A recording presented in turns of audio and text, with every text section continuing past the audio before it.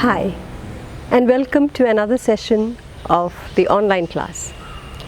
I shall be handling methodology of literature along with Shirley ma'am.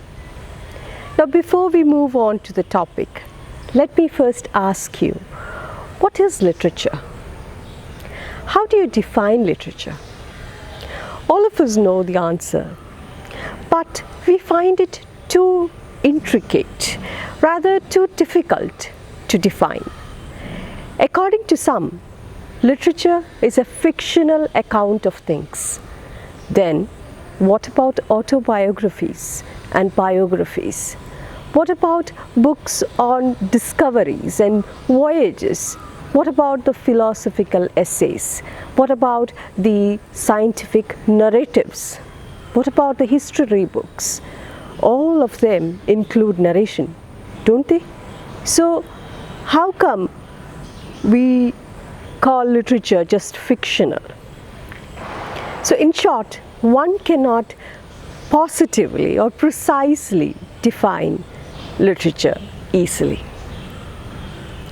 Literature is a term used to describe written and sometimes spoken materials. Now, before defining or moving on to define literature, let me ask you, why do you study literature? You are in your final year of BA English. Why do you study literature? What for? You walk into a room surrounded by books of various facts, information, novels, stories, poems, books on religion, and so on. What exactly is literature good for? Should we spend our time reading books when we have other important things to worry, like we have the pandemic? Shouldn't we be worrying about it? But we rather spend, but even then, most of us, if you go to Cosmos, I did go to Cosmos the other day, and I went to ask for a sequel on Harper Lee's To Kill a Mockingbird. But then they told me, sorry ma'am, it's almost everything is sold out. We have only very few books left. That's because of the outbreak, because of this pandemic. People have rushed the moment the government had ordered a lockdown. They came, they bought the books. So what does literature do, or how important is literature? So let's move on to the first point. Literature is productive. It helps us to experience a plethora of emotions, and perhaps these emotions, if we are not able to experience them directly, we experience them at least through reading books. It is true, isn't it? We cannot experience everything that the world is experiencing. We experience joy, anger, happiness. Perhaps we experience death, or the feeling of death when a loved one dies. But doesn't mean that we experience poverty. We experience the harsh feeling of racism. We don't. Then how do we experience it? We experience it through reading books. So it is the greatest reality. It is a stimulator. It helps us experience pain, death, murder, anger, jealousy, birth, love. We can travel around the world anywhere you want, be in a desert, in the mouth of a dinosaur, and then be back. We can face a ghost and still we are alive, right? So that is literature. So it helps us to speed up time. You can go to the prehistoric period. You can know the evolution of the world. You can meet the Roman Empire, you can meet Caesar, you can be with Mark Antony, you can be a part of the mob who turned against Brutus. And what more, right? So it is productive. It makes you experience a lot of emotion, a lot of feelings that you go through you. The second one is, it makes you more humane. It makes you kind, because when you see the problems, the troubled life that others face through the books, that is, you become more humane. You understand what poverty is. You understand how it feels to be another. You understand how you would feel when you are mocked at because of your color, because of your gender. So you become more humane. You do a self-evaluation. So that's a second point that I would like to bring to you. So children, when you have taken, since you have taken literature, as I always tell you, put your collars up and say you are a literature student. Be happy, because you become more kind. You become a good human being when you study literature. So I would say it is therapeutic. It is like a doctor who helps us, advises us, because what we do is analyze various characters, their lives, their flaws, their rise to power, their anxieties in life. We learn from them. We do an evaluation. So we, in fact, feel proud that we have taken literature as our subject of study. So coming back to the point, what is literature? And how do we define literature? Again, as I told you, it looks very simple, but it is only apparently simple. It is very complex and very difficult to give an answer, to give a precise answer to what literature is. So let's just go straight to how we can break it down and how we can try, again I would say, try to define literature. So let's first start with mass communication and then to literature, because it is mass communication that actually leads to literature. So literature basically means something that is written or spoken, a written material or something that is spoken. So what is mass communication? Mass communication allows the creator to communicate with lots of people over a long period of time. For example, writing a book, making a movie, recording a song, a blog, a magazine, a TV sitcom. You see Friends, right? You see The Big Bang Theory, yes? Commercials, advertisements, newspaper, etc. So by doing all this, what we produce is a text. Text,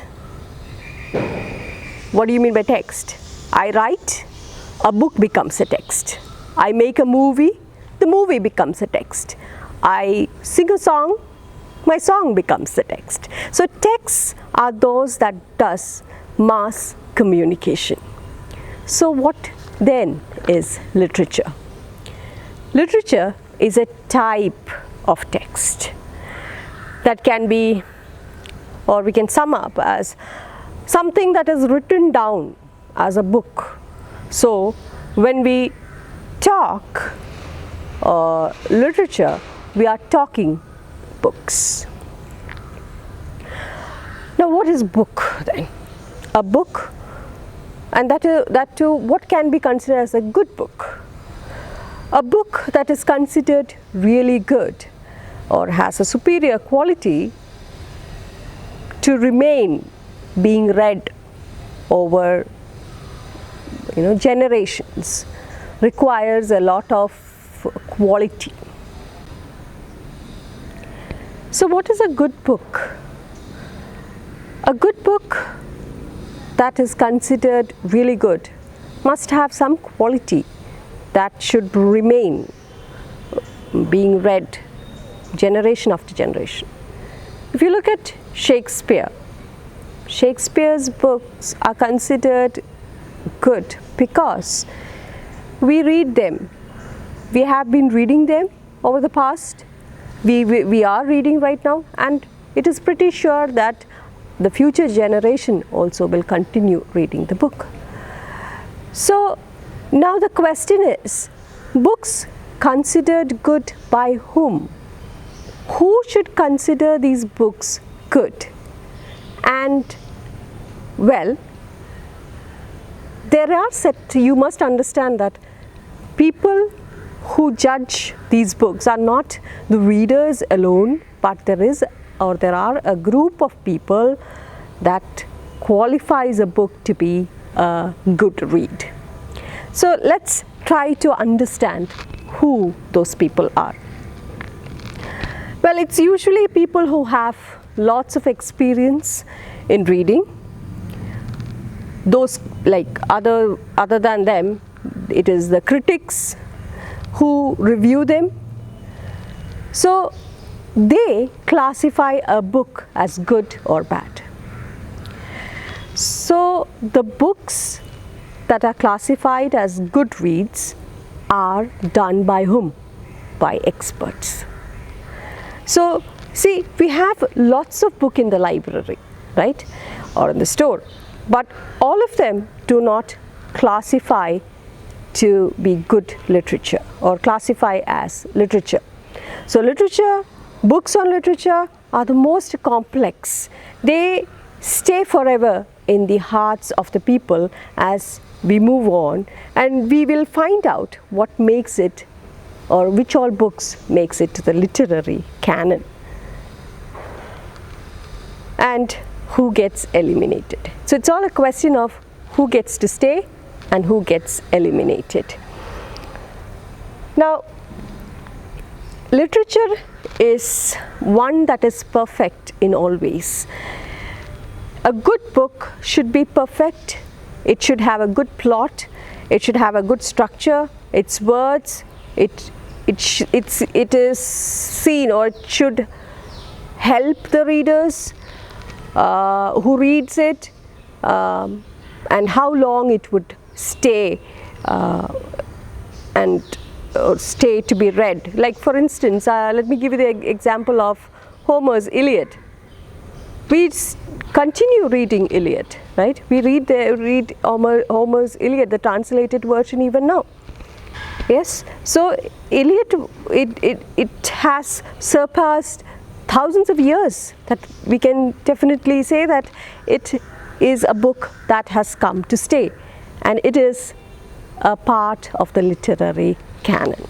Now, I'm not going to go deep right now. We will slowly begin with literary canon, but after we finish after we define literature. Now, Shakespeare's books can be classified as a good read. He has been staying, or his books has been staying in the hearts of people for years, right? Now, the same is the case with what I told earlier, Homer, Aristotle, yes, Plato. They are all read by people even today, right? We study them.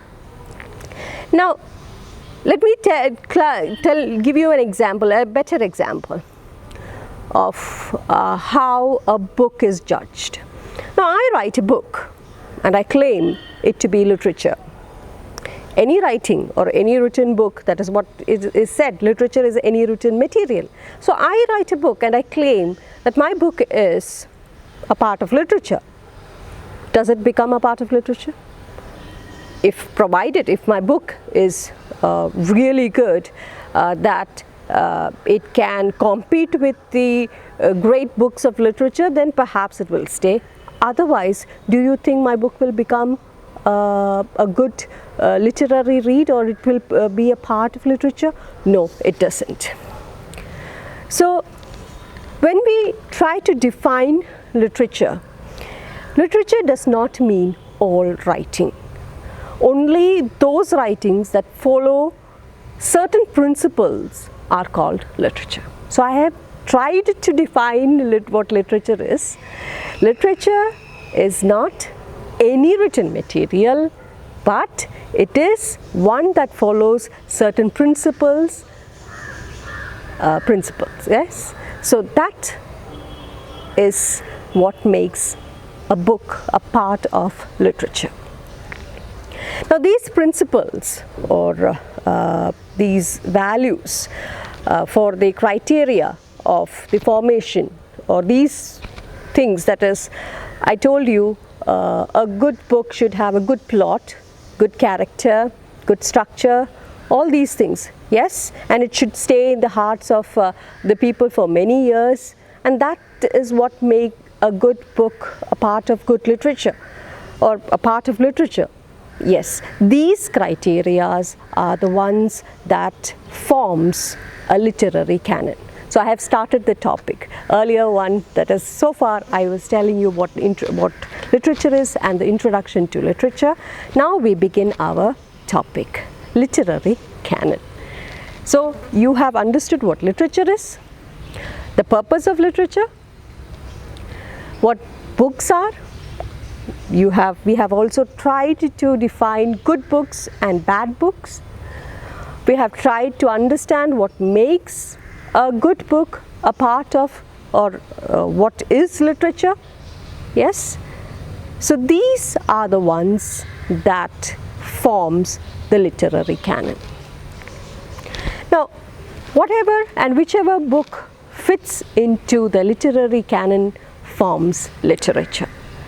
It can also be defined as one that finds a place in the curriculum, your syllabus, Calicut University syllabus. That itself is one good example for literary canon. And also, it is because it is a part, this criteria falls in the part of, or it gets into the literary canon, that it becomes a good book, or it gets into the shelf of literature. And you read them, or you study them, you analyze them. To sum up, what is literature?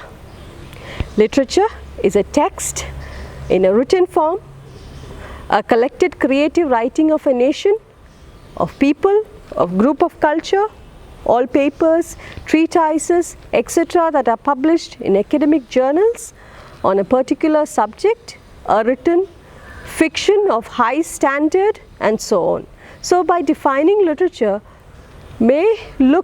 to define literature may look very simple, but it is not. It is a very complex and very intricate one.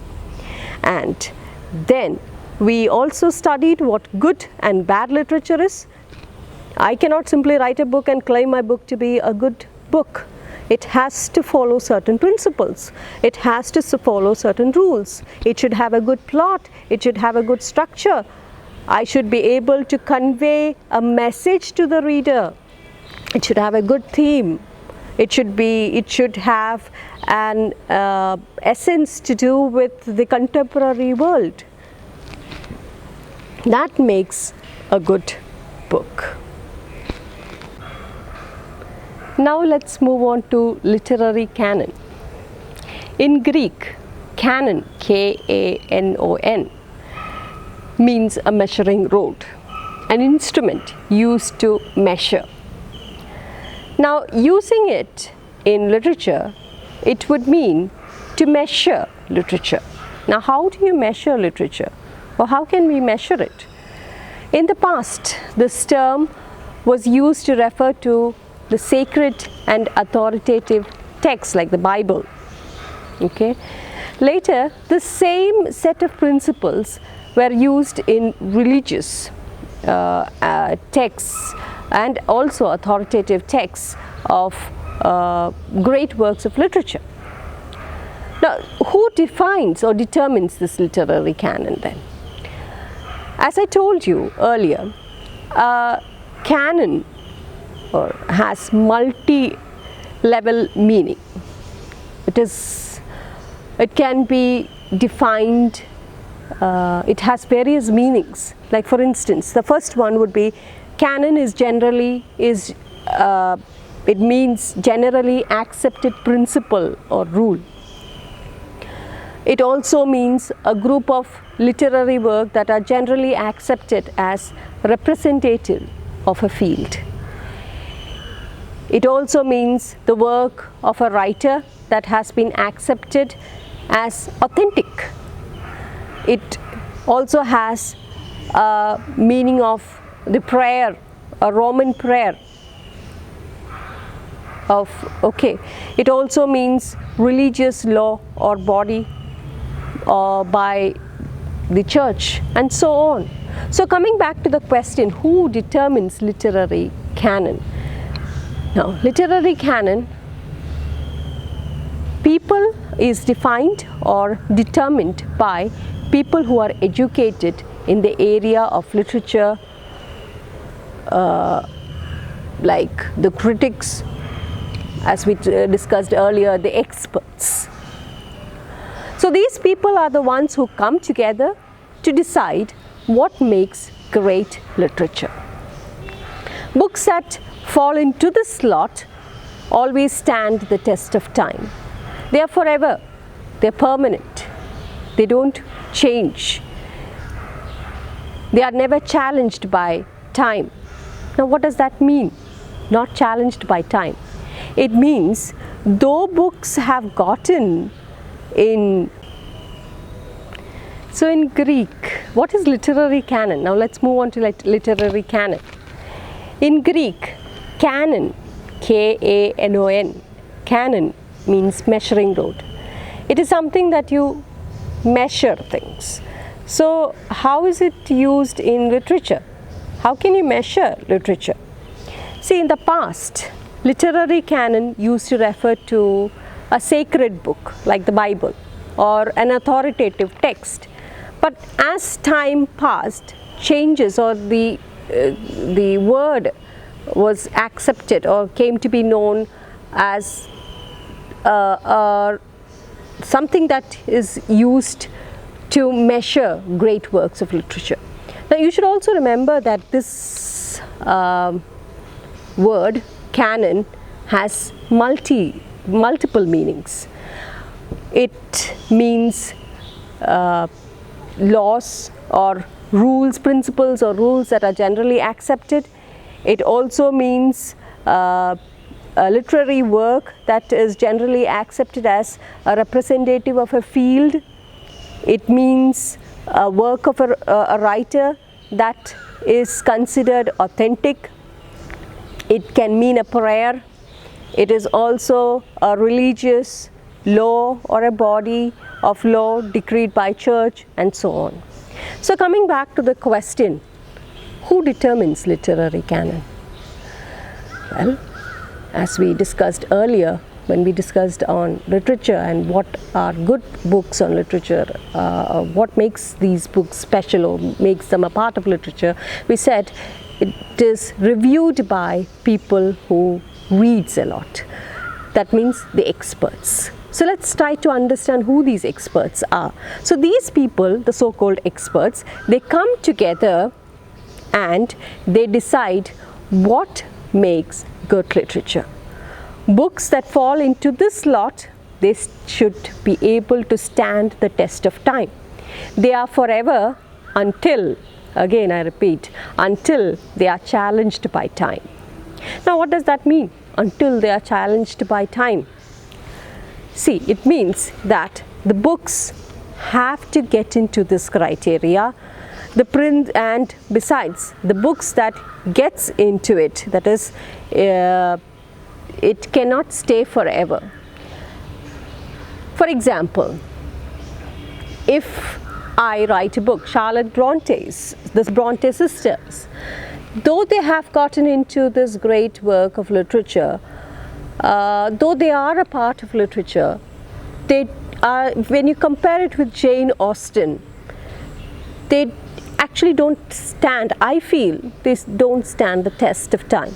Jane Austen is much more preferred than the Bronte sisters.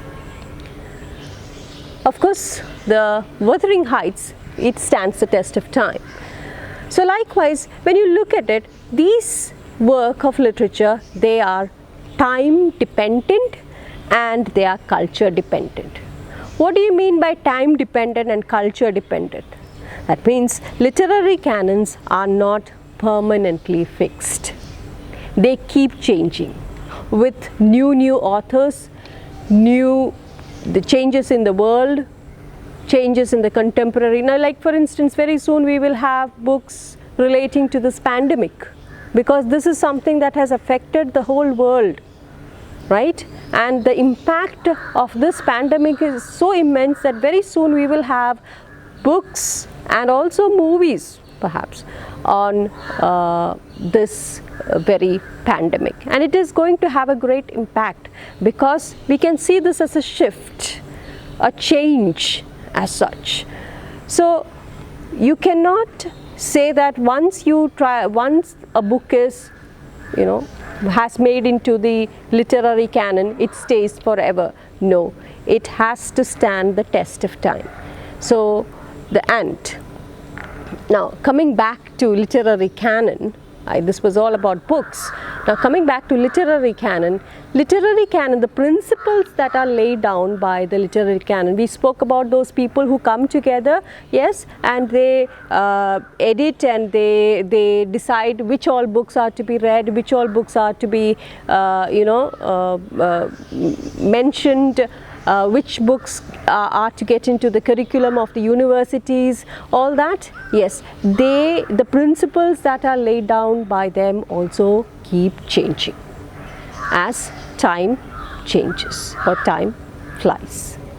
All right, and now let's to make it more simpler, let's have an understanding of the history of literary canon.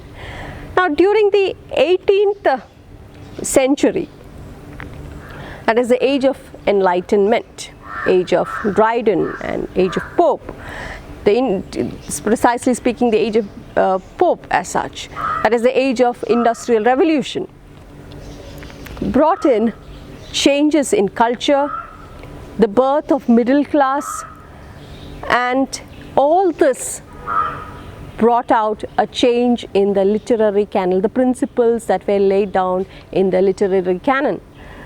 So the principles that were laid down as earlier were the books which speaks about high class, which speaks about the nobility, which speaks about chivalry, were the ones that were considered good reads. But when we came to the 18th century, with the growth of the middle class, with the growth of the middle class, there was something, or Britain had to do something to bring this middle class, unite these middle class and the aristocracy, because the birth of the middle class became very powerful. They became rich. Yes. Now they as such were not the aristocrats. So there were books and periodicals that tried to unite this middle class with the aristocracy. Now how? By teaching them right manners, good conduct, just like the aristocrats would behave. So they tried to teach the middle class right social manners, habits of correct taste, common cultural standards, to make these powerful and growing middle class unite with the aristocrats. And for that, they brought in, or various books on periodicals and magazines came out. So this was new. Periodicals and magazines were not there earlier. So these formed as guidebooks or books of manners and morals for the middle class. Hence, these periodicals, these coffee houses, social, aesthetic treatises, sermons, classical translations, all these emerged.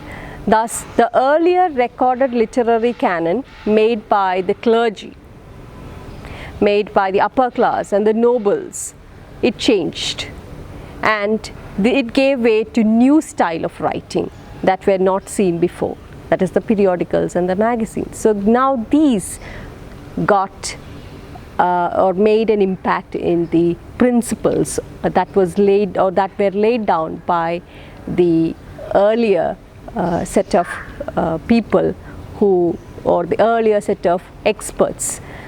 The earlier set of experts, that is, who decided the literary canon, were normally people from the clergy, priests, and also the nobles, the aristocrats, who made various principles or decided the literary canon. Next, when we come to the 19th century, literature became an all-inclusive term to philosophy, to letters, history, essays, and poems. During this period, novels emerged. In fact, it did begin in the 18th century. Anyway, the novels, it became very popular during the 19th century. However, this was not included in the literary canon. The Anglican Church had a pivotal role in designing the discipline and the disciplines and the curriculum of the universities. What all subjects has to be studied, which all subjects or which all books are to be included in the curriculum of the universities. Disciplines like art and literature were introduced with a mission of nationalism. During this period, only those writers who served as a spokesman to the public or the commoners, which shaped their thoughts and habits and morals, became a part of literary canon. In other words, literature was primarily an educational tool to instill nationalism in the minds of the people. Several universities were established. Cambridge and Oxford became the two established centers, and they decided the curriculum. They had a big voice in deciding the literary canon. Till then, we did not have English literature as a discipline. Soon, in the 20th century, English studies emerged as a discipline of literature. Cambridge critics like Richards, Epson, Levites laid the foundation of literary canon. Besides them, T.S. Eliot, especially his theory on tradition, had a profound impact in shaping the works or the later works of literature.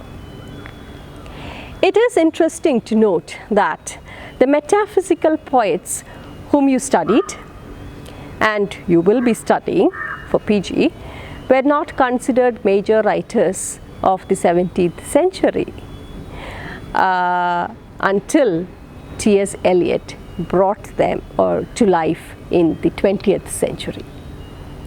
So another thing is the women writers were not common in the early periods. Now they were not included in literary canon in the beginning, in the earlier literary canons. Women writers were also not included. Now we also had, nor were the post-colonial writers. You have the LGBT writers, queer theory, none of them were included or formed a part of the literary canon earlier. Okay. Now they were all excluded from the canon. Aphra Behn would be the first or perhaps the woman writer of the neoclassical period who became famous perhaps she was in 1688 but we did not get to study them or study her until the, say, we can say the 21st century. Yes, even now perhaps some of the universities do not prescribe these writers or some of these writers. So when you look at the literary canon of the earlier period excluded so many people. And also when you look at the history, you will also find that literary canon kept on changing. With each period, it kept on changing. But things have changed, as I told you. Literary canon is time dependent and culture dependent. Thus, canon is not a static thing. It is continued. It is a continuous, revised, reformed and rewritten. We have our own Indian writers who wrote in English, our regional translations. We have Kamala Das, we have Torudutt, Tagore, Shashi Deshpande. We have translations of Chemmin, MT, Naligatta, Bashir's stories. All these are translated into English. So we understand that literary canon is something that is time dependent and culture dependent. So from the history you have understood that much. Now, so what is literary canon? Literary canon consists of certain principles, sets of rules to decide whether a book can be considered good literature. So to sum up, we learned what literature is. What is literature? Literature is a type of text that is written down. It consists of good books that can stand the test of time and is recommended by experts. Now, who are experts? Experts are the ones who have good knowledge of the book, who can judge a book, who reads a lot, and also it is judged, a good book is also judged by a critic. Yes, and we do have literary as well as non-literary textbooks. Now, so we understood what literature is. Yes, it should stand the test of time. It's a fictional account of written work. It also consists of literary and non-literary texts. Now, all this and more we shall be taking up in the next lessons. To sum up, to revise on literary canon, let's do a small revision, a quick revision on literary canon. What is literary canon? Literary canon is derived from the Greek word canon, which means a measuring rod. Now, it is this literary canon that describes whether a book is a good read or should become a part of literature. Now, who decides this again? The literary canon. Again, it is decided by the experts. Experts as of the university, the critics, there is a panel as such. They are the ones who decide whether a book should be a part of literature or not. Now again, as we said earlier, a good book should stand the test of time. Only then it can be a part of the literary canon, or it can get into the literary canon. Literary canon is time dependent and culture dependent. That means the rules and principles set by the literary canon keeps changing. It is not stagnant. It is dynamic. It keeps changing. It is revised. It is reformed. Okay, and therefore it keeps changing. How does it change? With the change of time, of course, and the culture. For that we understood or we did go through the history, a little bit of history of how the literary canons were written in the beginning. In the earlier times, that is the 16th, 7th centuries and all, it was usually, you can't say the literary canon as such, but then canon was something that was designed, or it was a part of the church. It was a law decreed by the church, rules and regulations. And literary canon earlier were set by the clergy and the noble class. But as with the passing of time, with the coming of the Industrial Revolution in the 18th century, the neoclassical period, with the middle class becoming more powerful, they tried, and also in order to unite them with the aristocracy, books were written so that in order to teach them the way good behavior, social conduct or social behavior and cultural behavior, good taste and all, several books were written. It was also at that time that we had the periodicals and the magazines. So a new style of writing came into being, and therefore the literary canon changed. There was a change in the principles laid down by the in the literary canon. So, and then coming to the 19th century, in order to enhance the spirit of nationalism, books that were that enabled or that made the people more fill or swell with the pride of their nation, those books, if written by those authors, made it in the literary canon. Universities, the establishment of the universities, of course they were established earlier, but in the 19th century these universities became very, very powerful, very popular, and the Cambridge and the Oxford universities became the voice of who should lay down the literary canon. In fact, they were the ones who suggested which all books should form the part of the literary canon. We also studied that in the earlier literary canons, books written by women writers were excluded. Books written from various colonies, the colonial the nations, those books were excluded. They did not make it to the literary canon, but things changed. Now we have various writers from around the world. We study their literature, we study African literature, we study Australian literature, Indian literature. Yes, all those literature written in English, of course. They all have been able to make their way into the literary canon.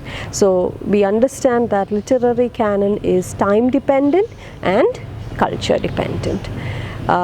So with that, we shall wind up for today. Thank you. Now, dear students, I have few questions for you. Now, you are requested to go through these questions or answer these questions, write it down in your notebook, and we'll take this up in our discussion class. When I call out your roll number, you must be able to take a snap of what you have written and post it to the in our online podcast. All right, so here are the questions. What is literary canon? What is literary canon? Second question, define literature in your own words. Define literature in your own words. Third question, why do we say that literary canon is time dependent and culture dependent? I repeat, why do we say that literary canon is time dependent and culture dependent? Kindly write it down and be ready for the discussion class. and when I call out your roll number, you are supposed to take a snap of what you have written neatly, of course, and post it. All right? Okay, thank you.